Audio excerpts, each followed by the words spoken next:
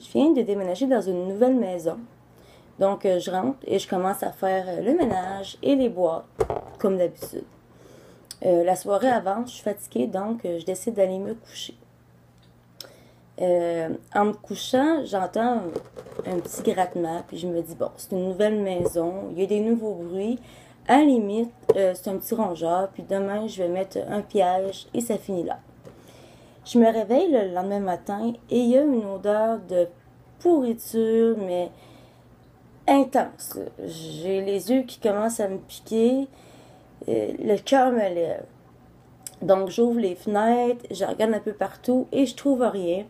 Alors j'appelle un exterminateur, je me dis peut-être qu'il y a une petite bestiole à quelque part qui est morte, puis peut-être entre le sous-grenier, tu sais, la sous-couche entre les deux. Donc lui va pouvoir voir qu'est-ce qui se passe. Donc, je continue à faire un peu de ménage, à ranger la cuisine, et dans le début de l'après-midi, je m'installe sous le divan pour lire un livre. Et là, je m'endors. Je me retrouve dans mon grenier, et en face de moi, il y a des étagères avec des petites statuettes faites à la main en bois. J'en prends une dans mes mains, et c'est un petit diablotin. Je le regarde et j'ai comme la sensation de picotement au bout de mes doigts. Et en le redéposant sur la tablette, je me pique légèrement le bout du doigt avec le petit diabolotin. Et je me réveille. En me réveillant, j'ai la main engourdie exactement à même endroit. Au bout de mon doigt, c'est comme un peu rouge. Puis je me dis, voyons donc, j'ai dû me faire ça. J'ai dû me faire une blessure en déménageant. Tu sais, c'est juste un rêve, c'est impossible. Et là, l'odeur de pourriture, c'est pire que pire. Ça n'a juste aucun sens. Là. Les yeux me coulent, j'ai les yeux rouges, j'ai de la misère à respirer. Puis c'est tellement dur que j'ai la gorge. Comment je pourrais vous dire ça? Je le sens dans ma gorge, tu sais. Puis là, il faut que je descende en bas parce que j'ai du lavage à faire. Je veux pas quand on déménage, on a beaucoup de choses à faire. Donc, je descends en bas.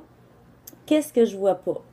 Je vois mes deux grands-parents qui sont assis sur mon divan face à la télévision et ils sont morts en décomposition avancée. Il y a des fluides sur eux autres et sur le divan par terre. Il y a des petites mouches ainsi que des petits vers. Et là, je vomis. En me relevant doucement, j'entends un cric et je vois le cou de ma grand-mère qui est rendu comme ça. Elle me regarde et elle me dit, tu nous as pas aidés, t'as pas voulu nous aider, c'est à ton tour de mourir. Et là, je me réveille pour de vrai. Je m'appelle Marie-Ève Filion et ça, c'est le rêve que j'ai fait cette nuit. Mais l'affaire qu'il y a, c'est que ce rêve-là, ça fait au moins 4 à 5 fois que je le fais. Et il est tellement troublant en réalité, ce rêve-là.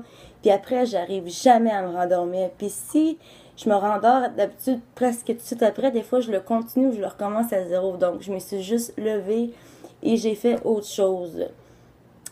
Donc, j'aimerais ça vous raconter mes rêves. C'est sûr qu'il n'y en aura pas toujours à tous les jours, parce que je veux vraiment vous raconter les pires cauchemars, puis je veux pas en inventer. Je veux vraiment vous dire la réalité de mes rêves. Je fais beaucoup d'insomnie parce qu'ils sont tellement élevés, si on peut dire en bon québécois, pour moi, que j'ai juste pas le goût d'aller me coucher des fois. Donc, je vous souhaite de passer une belle journée et à la prochaine!